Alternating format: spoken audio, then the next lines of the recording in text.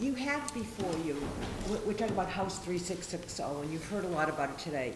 And what you have is a draft of a blueprint for a comprehensive assessment system that helps not hurt students, giving them the opportunity to demonstrate what they know. Implementing a balanced, weighted approach, students can get credit for their strengths to offset their weaknesses. It is about using assessment to promote a curriculum that develops the 21st century skills that are vital for success. I just want you to know that a lot of time and thought went into writing this legislation. We're not married to it, it's not in cement, but we think it's a starting place for you to look at what really needs to be done. Several of us on the CPS Legislative Committee went to a national conference on assessment and accountability to learn more about what is possible. MCAS, despite its good intentions, is not working.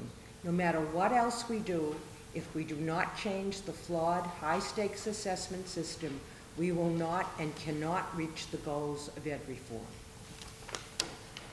I want to try to just quickly go over a few things that this bill does, because there's a lot of them. We used to rely totally on local assessments. Then we went the other way to state assessments. This bill is a nice balance between the two.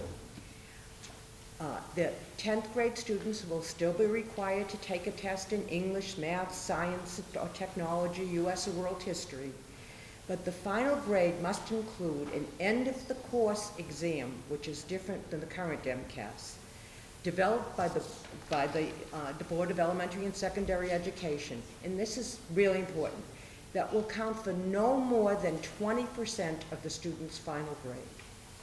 The test will have no more than 25% multiple choice or short answer questions, while 75% would be performance assessments, including essays, tasks, projects, exhibits, laboratory experiments, etc. The Board of Education will ensure the quality, control, and comparability of the scoring across schools and districts. There is also a provision for local assessments, which also must be approved by the board. H366 also includes a comprehensive approach to evaluating schools by requiring all public schools to be accredited every 10 years by the New England Association of Schools and Colleges, NEAS. We can be assured that students receiving a passing grade is getting a grade from a quality institution that can be trusted to properly evaluate the work the pupil does. Schools that fail to achieve accreditation in 4 years have a series of probation and sanctions. I know there's no time to go into it, but there are safeguards. In each school district would have to develop and adopt a system for evaluating the overall performance and progress of the district in individual schools. The other thing it does is limit the amount of time spent per year to 5 hours on standardized testing. Also, technical assistance will come from the department. An annual report will be presented by each public school district. As I say, I can't go into all of it. But what I want to leave you with is that previous education committees have been afraid to do what most know needs to be done. So I urge the committee to give this legislation the time and attention it deserves, because our children are counting on it. Thank you. Good afternoon. My name is James Nehring. I serve as an assistant professor in the Graduate School of Education at UMass Lowell. I have been an educator for nearly 30 years. I've played a leadership role in the startup of 3 public high schools, each of which has been very successful with performance-based assessment.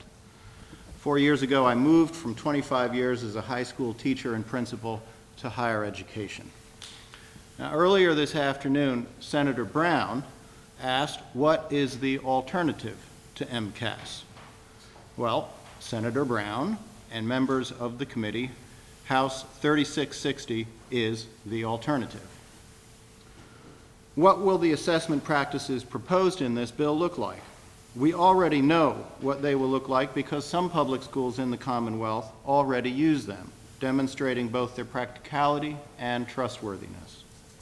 What is missing is a system of statewide incentives which this bill provides to dramatically scale up the work instead of marginalizing it as the current system does. Following are two examples of schools I am acquainted with. Mission Hill Elementary School in Roxbury was founded as a Boston pilot school in 1995 and serves students from kindergarten through grade 8. Before graduating from the school, each student must present his or her work in 6 formal presentations called exhibitions to teachers, students, parents, and outside community members.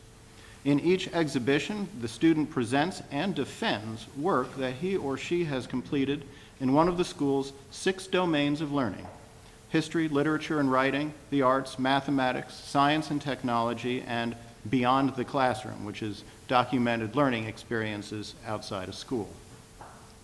The exhibitions are evidence-based, consisting of the students' actual work, such as essays, lab reports, and math problems, which are carefully selected and placed in portfolio.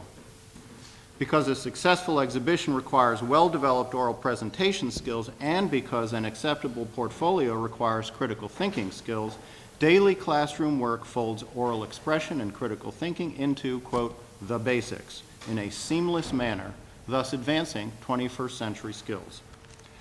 Another example is the Francis W. Parker Charter Essential School in Devens, founded in 1995 as one of the state's first Commonwealth charter schools, where I served as the first principal. The Parker School serves students from grade 7 through high school graduation, drawing from over 40 towns in eastern and central Massachusetts. Like Mission Hill, the Parker School relies on portfolios and exhibitions to assess student progress. Because Parker School students are older, the standards are more sophisticated. In addition to portfolio exhibitions that students must prepare at key moments in their early years at Parker, similar to Mission Hill, each student must also develop a senior project in their final year. At the end of the year, each candidate for graduation must present their year-long work in an exhibition before a jury, including members from both the school community and the larger community. The Mission Hill School and the Parker School are real public schools that have been serving the Commonwealth for 13 years. They operate within normal public school budgets, and their student bodies reflect the demographics of their communities. The Mission Hill School and the Parker School are preparing their students for the 21st century through thoughtful, performance-based assessment. Such practices will rapidly spread if Bill 3660 becomes law. Bill 3660 creates a framework to accomplish this, fostering a high-quality, comprehensive system while ensuring that student assessments in all schools are as demanding and well-constructed as they are varied and locally derived. Thank you.